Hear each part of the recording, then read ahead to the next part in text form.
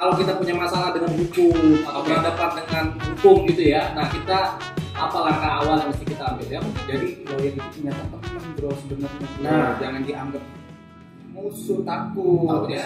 Lawyer tuh suka rela atau emang ada konsultatif fee? Iya, soalnya ada yang bilang kayak bayarnya per menit. Nah, gini, kalau masalah perceraian harganya sekian. Ini harganya jangan palsuin ya, karena itu masuk dalam tindak pidana. Itu apa? Di kantor gua ini Alam Syah dan Laskoro. Gitu. Alam Syah dan Laskoro. Alam Syah dan Laskoro. Ini gue manggilnya Om Satrio aja ya. Om Sat. Karena kalau gue pakai bank agak-agak hati-hatinya. Jadi enggak. Jadi enggak salah. Dia bela siapa? Membela yang memberikan dia surat kuasa. Karena kotak surat kuasa. Iya. Komen boleh, nyinyir jangan. Oke, assalamualaikum warahmatullahi wabarakatuh. Waalaikumsalam warahmatullahi wabarakatuh. Salam sejahtera teman-teman semua. Kenceng banget tuh bro. Tantang ya. Tantang ya. 1, 2, 3 di Bilik Kopi Bicara. Yes. Lepe. Yes, Om Ajo. Kayaknya hari ini kita agak berbeda nih. Kita kayaknya hari ini lebih serius. Bis. Serius tapi agak warung-warung kopi lah, ngobrol warung kopi. Nah, ini bicaranya nggak kaleng-kaleng. Apa tuh? Nggak kaleng, nggak bohong-bohongan. Ini pokoknya bicara seputar hukum. Oke. Seputar hukum kita hari Asik ini. banget ya. Dengan siapa kita hadirkan hari ini? Kita hari ini sama Bang Mas. Aduh, gue bingung ya. Kalau lawyer ya lo. Lawyer itu umumnya maaf nih kan dari Sumatera Dari ya. Sumatera. Nah, Ini kan namanya Bang Satrio Sibutar Buta. Salah. Kalau ini salah, bukan sih putar-putar. Manuru. Bukan barat harus saja. Dari mana ya? Ini kita sama Om Satrio Laksono. Laskoro. Oh, Laskoro tuh. Om Satrio Laskoro. Laskoro dari Jadi nama kantor gue ini Alam Syah dan Laskoro. Alam Gitu. Alam Syah dan Laskoro. Alam Syah dan Laskoro. Berarti berdua. Betul, berdua. di mana? Kantor itu kita di Menara Sentraya. Wis. Ada di Menara Sentraya. Oke. Betul. Itu jadi Kota. Anak kota. Jauh dari kita. Iya. Oke. Nah, di ini gue manggilnya Om Satrio aja ya. Om Sat. Karena kalau gue pakai bank agak-agak hati-hatinya. Jadi jangan dipotong ya, jangan disalahartikan. Kita manggilnya Om Sat. Boleh menjadi ambigu nanti. Sesat, jadi sesat. Oke, Om Sat, ini ada paling 3 ya.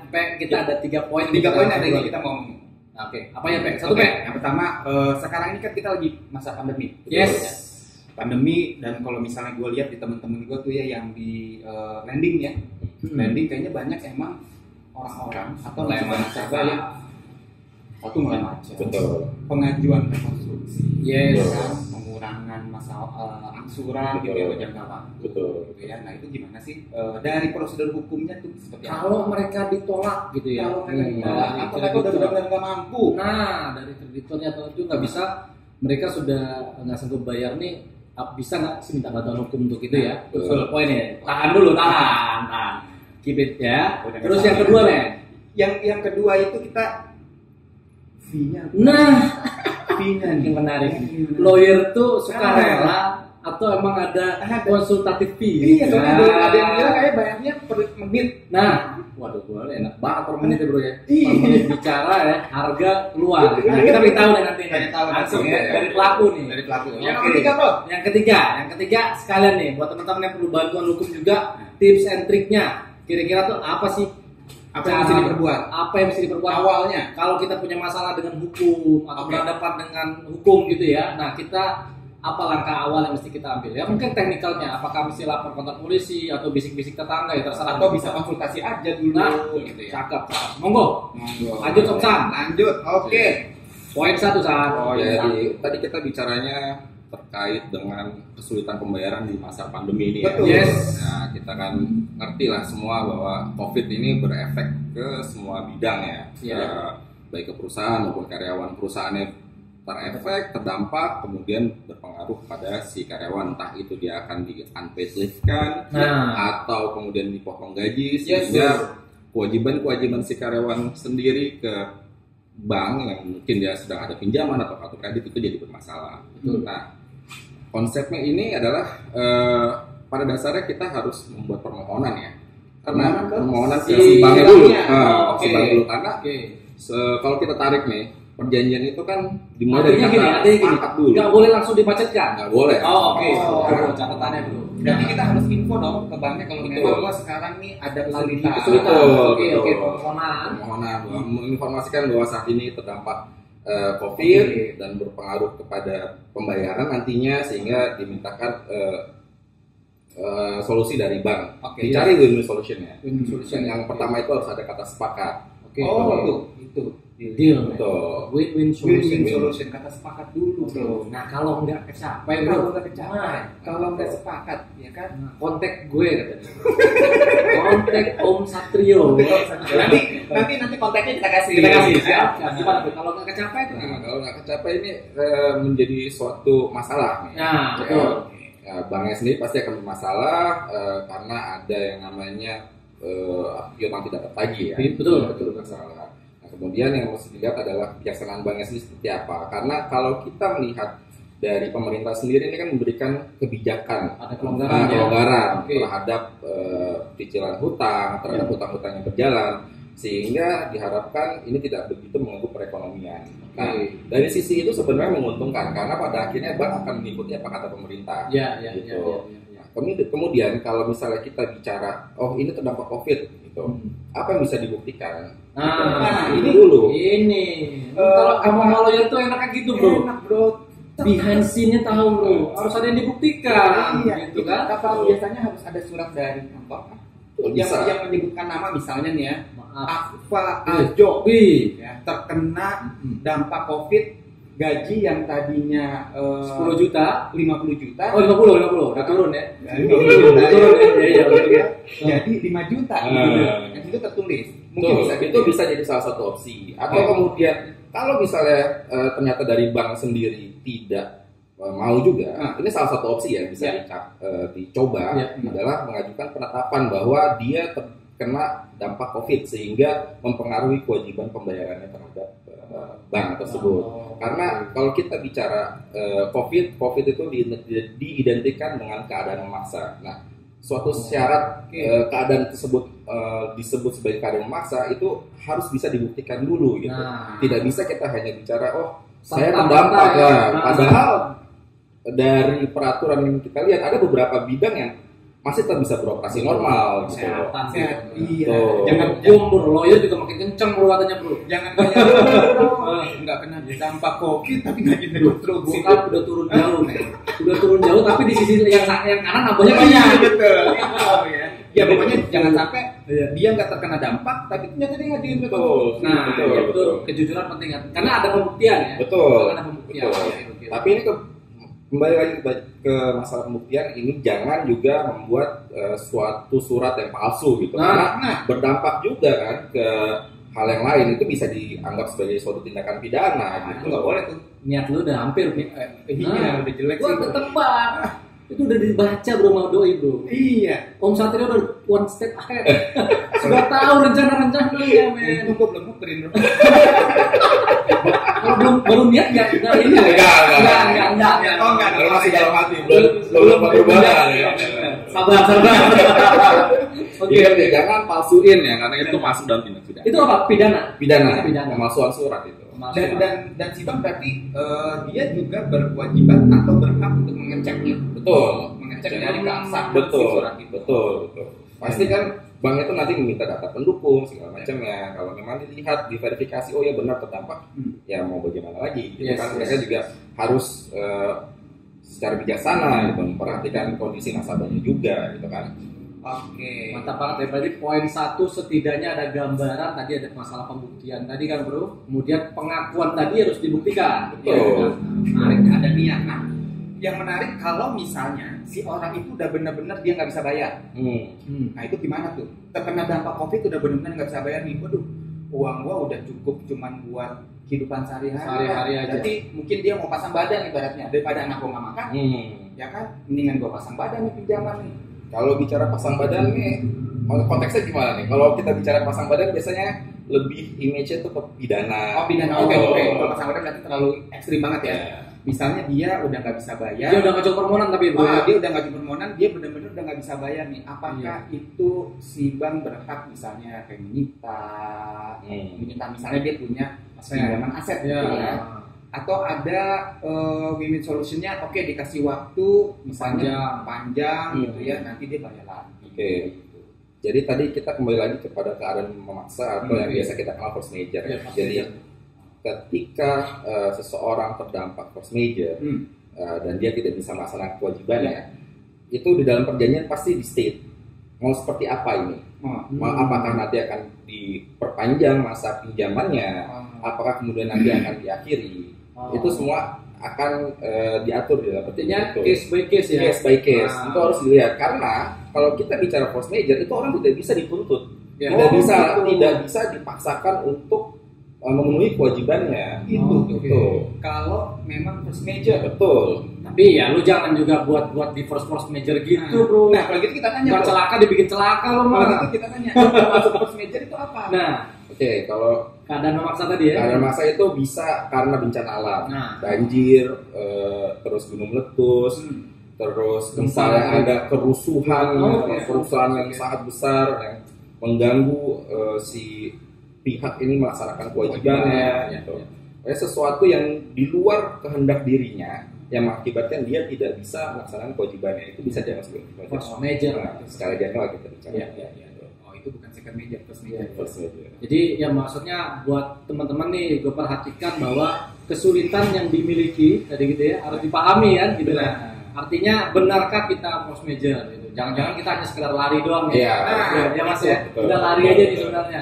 Udahlah gue serahin aja ke hukum nanti ada-adain. Oke. Ini nggak bisa ya? Nggak bisa. Oke. Berarti tadi ada niat ya. Kalau misalnya memang, nah itu juga kalau misalnya memang si orang itu memang udah ada keadaan tadi dia tidak bisa bayar, berarti dia memang harus datang atau menghubungi si bank. Betul. Ya, harus ada niat ya. Betul. Jangan didiemin aja ya.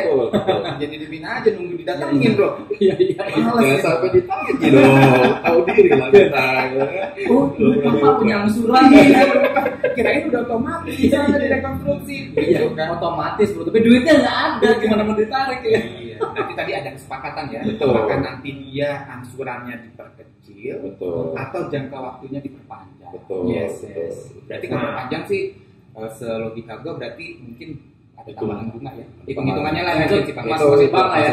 Betul. Tapi biasanya kalau misalnya perpanjang itu karena dia ditunda dulu cicilannya berapa bulan gitu. Itu sah-sah aja ya. Sah-sah aja. Mantap ya bro. Mantap. Boleh dibungkus nggak? Bungkus. Keren banget. Emang kalau dengan praktis itu apa cepat? Taktikalnya tuh dapat. Ngejelasinnya enak loh.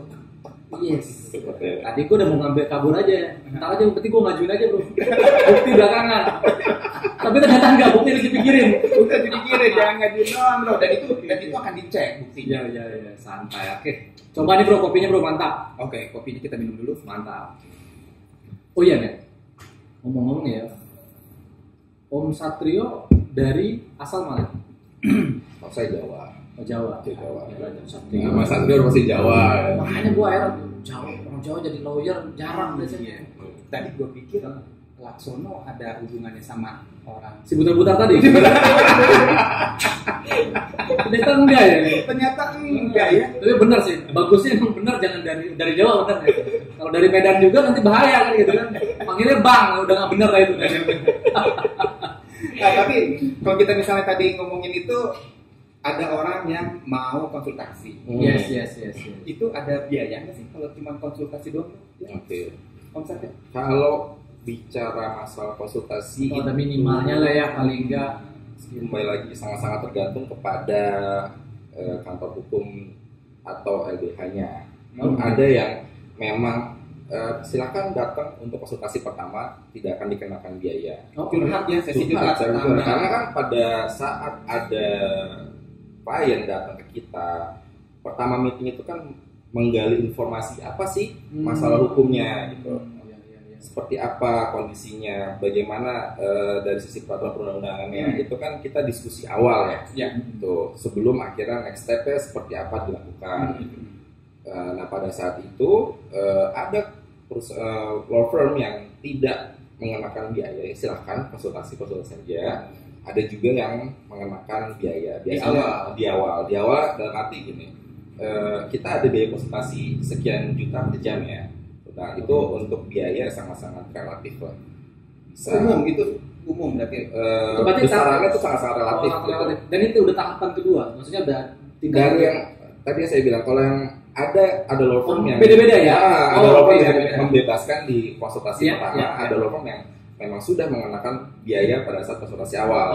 Oke. Artinya emang mungkin ya bayangan gua law firm itu sudah langsung menseleksi artinya. Jadi tergantung kalau dia berani bayar kan ada tingkat keseriusan barangkali ya, gitu ya. Atau tingkat ketidaktahuannya dia yang ingin lebih detail dan lebih privacy. Benar. Betul. Tapi poin gua gini bro, kalau lawyer itu emang selalu membela yang salah ya. Wah. Bukan. Salah itu. Membela yang bayarnya paling mahal. Salah juga. Gua harus tebak-tebakan dulu nih. Membela yang salah. Membela yang bayar mahal salah juga. Salah. Dia bela siapa? Membela yang memberikan dia surat kuasa. Karena kotak surat kuasa. Iya. Walaupun dia bayar surat kuasa, aduh. Gua bahasa orang umum banget ya.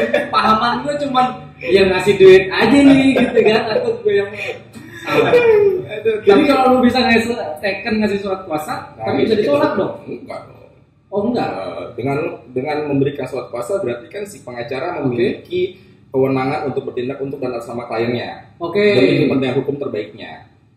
Jadi ketika kata-katanya tadi kepentingan hukum terbaiknya. Betul. Karena kalau misalnya kita bicara hukum gitu ya, salah atau benar itu tergantung dari mana perspektifnya. Ini menarik nih kan. Tadi kalau misalnya bicara soal gagal bayar. Ya, gagal bayar dulu karena apa?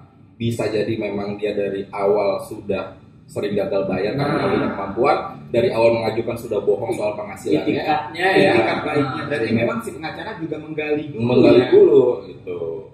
Atau misalnya tadi ternyata ini nggak bisa bayar karena force majeure, karena itu kan mempengaruhi keputusan bagaimana nih perjanjiannya akan diteruskan atau dihentikan gitu. Dan langkah-langkah apa nanti akan ini menarik. Tadi ada yang terbaiknya kan, kondisi terbaiknya. Nah kalau si klien lah ya sebetulnya, klien itu emang dia udah punya itikat nggak baik nih, dan dia memang terbuka juga menyampaikan kepada lawyernya, kemudian dia juga kasih surat kuasa, itu lawyer tetap jalani.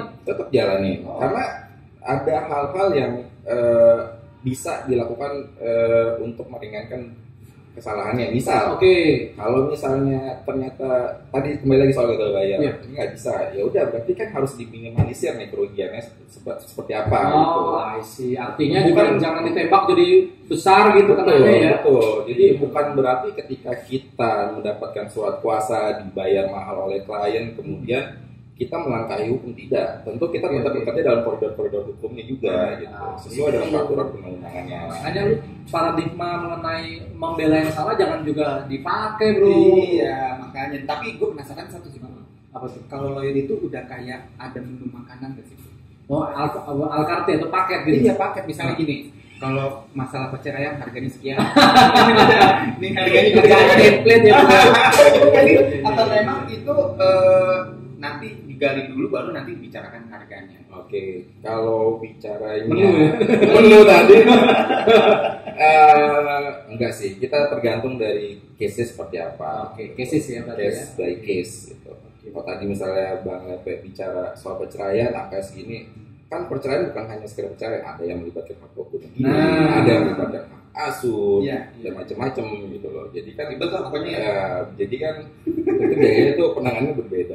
Kalau paketnya udah tambah hak asuh, tambah lagi. Jadi itu begini. Itu berarti kalau beli makan tambahannya banyak banget. Artinya kan karena kinerjanya lawyer kan harus berpikir lebih, bro. Ya kan dia harus cari data yang terkait dengan tadi waris misalnya, tarik yang banyak, bro. Jadi kerjanya juga bukan cuma nanya doang, gali juga kan.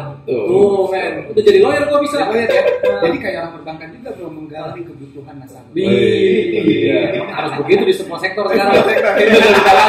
Udah nggak bisa enggak. Customer is king. Atau misalnya tadi kayak contohnya lagi pekerjaan.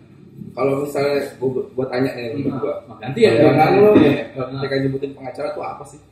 Apa sih kerjaan pengacara? pengangguran banyak kaca Itu dia bro, nggak ngapa-ngapain dibayar terus. Orang kan duduk capek. manis didatengin orang, bos lapor gue di lampu merah ditilang begitu. Gak masuk gitu ya? Gak masuk. Kemahalan gitu. Buat bayar pengacara kemahalan. Jadi ya Jadi gimana? bayangan tuh gitu sih, karena nggak kelihatan emang apa ya, mungkin stay tempat juga malah nggak ada, tempatnya emang ada, cuma emang tidak akan ada orangnya di situ. Ada. Masih ada. Oke. Selama ini yang ada di benak orang pengacara itu identik dengan persidangan. Betul, Iya, ya, iya, setuju. Padahal juga kita pengacara itu ada yang memiliki spesialisasi di hukum komersil Nah, untuk bisnis gitu. Oh, hukum komersil. Nah, betul, Oke. persiapan perjanjian kah, terus kemudian misalnya dia mau akuisisi perusahaan kah, atau mau merger kah. Jadi tidak melulu soal persidangan. Soalnya kalau di film-film sidang dulu bro, kalau Iya, pengacara, iya. bro. Jadi orang udah terdoktrin tuh kayak gitu. yang paling kata-kata favorit pengacara itu kan keberatan. Yes, objection. Ternyata enggak bro. Ternyata buat akta juga ya. Buat enggak, kalau akta itu bagian dari notaris. Oh, notaris. Nah, Perjanjian tadi ya. perjanjian betul. Oke.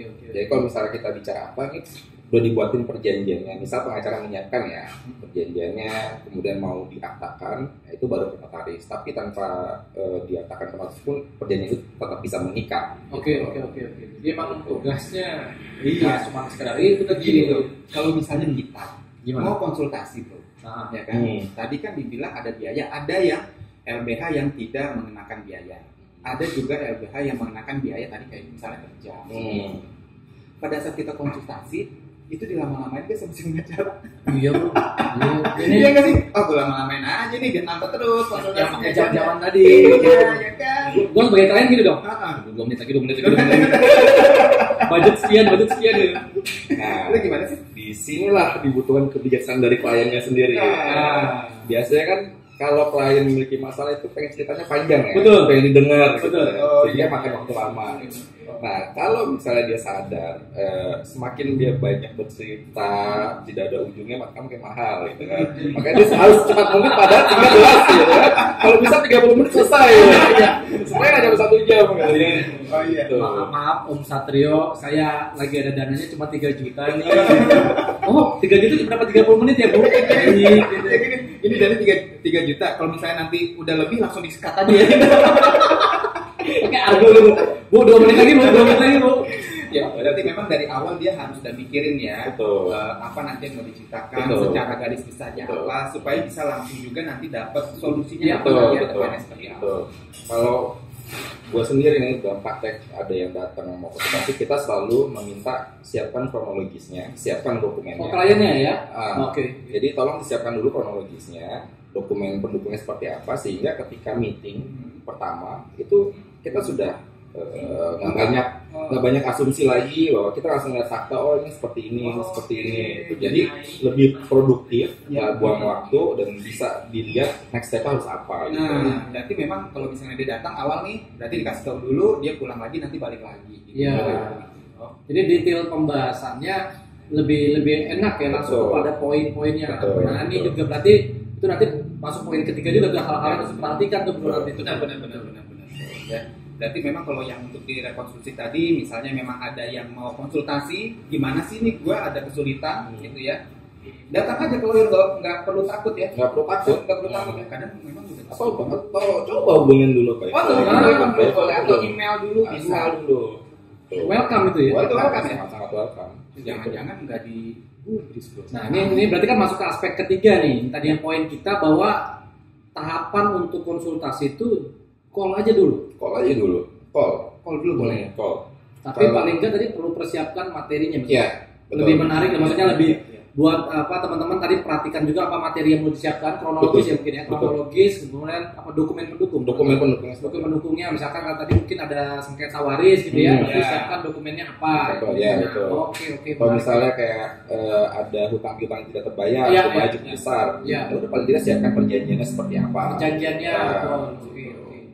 Jadi datang juga sebaiknya ke konsultan hukum sudah prepare dengan dokumen. Betul. Ya, Oh. apa aja yang mesti nanti Siap. menggali fakta-fakta. Betul, Siap, betul.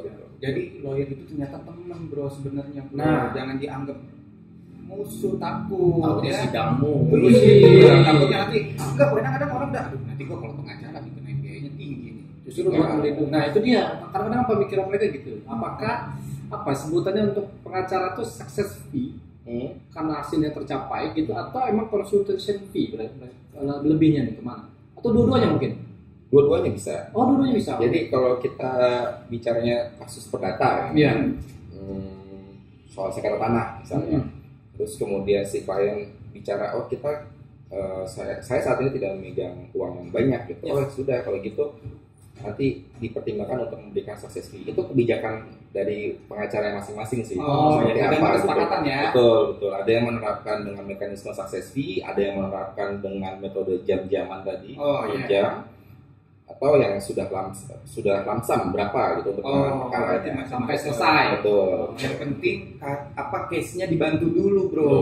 Betul. Di nanti untuk success fee-nya tadi ada beberapa cara. Betul. Jadi kan bro yang menarik juga bro, bisa jadi menurut klien ini susah bro. Tapi setelah pengacara dengar, ini gampang. Kita 3 jam selesai bro. Bisa jadi bro, kasusnya bro ya. Karena kan memang ketidaktahuan. Karena itu butuh konsultasi. Nah, itu dia pentingnya. Hubungin langsung Om Satrio. Expertise. Kita harus cari. Tapi menariknya juga dari sisi pengacara, ya tadi ya, oke dia akan membantu yang memberi kuasa, gitu ya. Tapi letak objektivitasnya pengacara tuh sebenarnya berdiri di mana gitu? Mencari celah hukum kah? Atau memang ini yang kalau dia maksimal harus diturunkan, atau kalau ini harus dia menang dimenangkan gitu, atau gimana? Jadi tetap kita bicaranya berdasarkan hukum. Oke. Apakah dia benar atau salah? Kalau misalnya salah, kita harus bilangnya salah. Kemungkinannya adalah mereduce resikonya. Itu mereduce resikonya sehingga ya tetap terlindungi dengan baik hak hukumnya si klien gitu.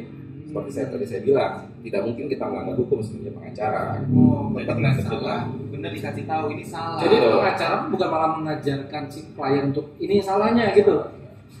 Nah, kita juga punya kode etik kan. Betul. Jadi kalau misalnya salah, tapi nanti mungkin meredus tadi resikonya apa. Betul.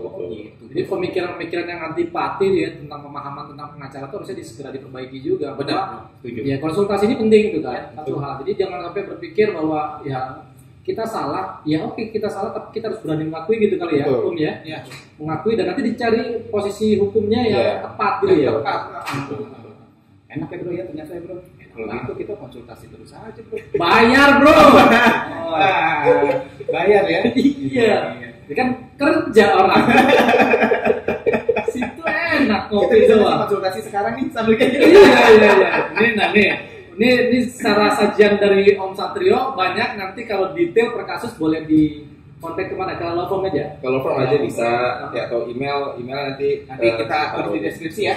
Deskripsi kita catat juga. Jadi ya teman-teman feel free lah. Artinya jangan ditutupi. Betul. Ditutupi. Pokoknya kalau ada masalah yang berhubungan dengan hukum atau pengen nanya ini ada hukumnya atau enggak, bisa langsung konsultasi, nggak perlu takut gitu ya. Akan dicari jalan keluar yang terbaik. Ya, mungkin sebagian nih yang gue paham itu adalah ini bahwa masyarakat kita tabu. Ya malu untuk bercerita seperti itu. Padahal mungkin bisa jadi posisinya dia belum tentu salah loh. Betul. Karena ketidaktahuan hukum tadi, makanya butuh Om Satrio. Gitu. Siap, mantap banget bro. Bungkus. Asik. Cakep banget. Emang ala Billy Kopi bicara kita taktikalnya langsung dijelaskan juga. Kita ngobrol warung kopi lah. Iya, asik. Tadi gue nambahin ya sedikit. Boleh, silakan. Kalau misalnya memang ada orang yang memiliki suatu kasus hukum gitu ya. Jadi ada beberapa opsi untuk menghubungi pengacara melalui kantor pengacara, atau ada yang namanya lembaga bantuan hukum. Ada juga namanya lembaga konsultasi dan bantuan hukum. Nah, kalau itu beda ya, lembaga bantuan sama lembaga konsultasi. Satu dari pengacara, atau pengacara, dua lembaga bantuan hukum. Kalau misalnya yang ketiga itu lembaga konsultasi dan bantuan hukum, itu biasanya yang ketiga ya, itu biasanya di beberapa kampus ada. Kampus mengadakan LKBH itu. Untuk masyarakat datang konsultasi, karena kan juga seperti di UI ya, dia menyediakan LKBH dengan dosen-dosen hukum datang konsultasi sih. Nah, ini kita nggak tahu tadi. Ternyata civitas akademika tuh di kampus itu juga sebenarnya hampir semua kampus ada. Setahu saya hampir semua kampus Oh, ada kampus ada. yang memiliki fakultas Fakultas hukum. Ya. Lembaga Konsultasi dan Bantuan Hukum. Betul. Cakep banget. Iya, ini Ya, baru tahu artinya- juga, Bro. Ya kalau mungkin kalau tarif mahasiswa ya cengli lah. Iya, Gitu. cengli. Kalau yang khawatir nih, Nah. kalau yang khawatir kan ke kampus aja udah deh. Tapi bisa jadi yang tadi LKBH tadi malah mungkin gratis kali ya. Bisa jadi gratis. Bisa jadi gratis. gratis. Tergantung kebijakannya. Tergantung betul. Karena buat mereka juga menarik untuk belajar kali ya. Betul betul. Itu Itu kan bagian dari pelayanan ke masyarakat. pelayanan masyarakatnya dulu. Tentu ada bidik kopi bicara Karena nih. pikiran kita Jadi jangan hanya tahu. sekedar untung rugi lah, Betul. gitu kan. Konsultasi itu juga ya kita sharing harus ada manfaatnya kan. Iya, Itu benar. penting banget gitu loh. Apalagi kan era informasi di zaman kayak gini harus terbuka luas ya. Makanya Yes.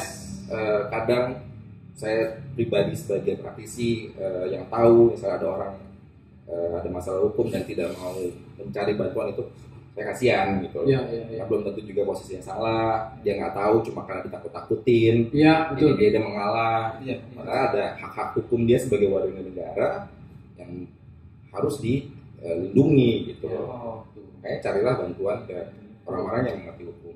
Itu memang udah haknya ya. Udah Hak warga negara. Kadang kita nggak tahu bro hak kita apa.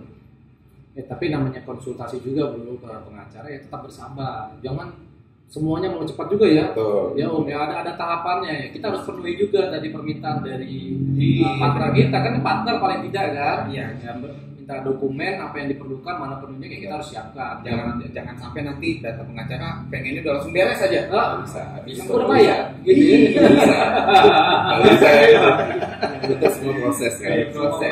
Oke, oke. Kalau ada yang mau konsultasi juga nih mungkin para cewek-cewek gitu kan. Yes. Cewek-cewek yang aduh Bang Satrio saya habis putus cinta nih gitu. Iya. Boleh konsultasi juga. Sama Tapi Bang tarifnya Satrio. beda ya. Tarifnya beda ya. Gimana bro? Mantap, bro, ya? Mantap bro. Bungkus banget nih, Bungkus, cakep ya. banget bungkus. Oke, bungkus. Keren banget ya, 3 poin kita udah kejawab teman-teman. Ya. Jadi ada tadi mengenai ya kita mulai structure ya kalau Ya. permasalahan terkait dengan force major. Nah, hati-hati itu tadi perhatikan dari awal.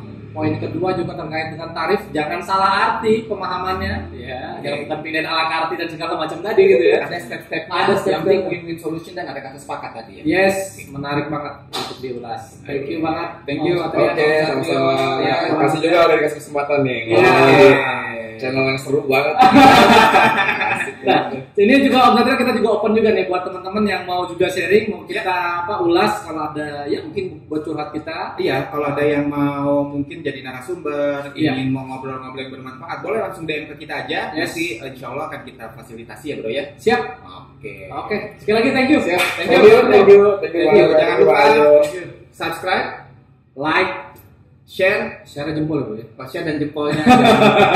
Oke. Komen. Komen. Komen boleh, nyinyir jangan. Oke, thank you guys. Oke. Salam bidik kopi bicara. Salam Terima kasih. Thank you. Oke, monggo.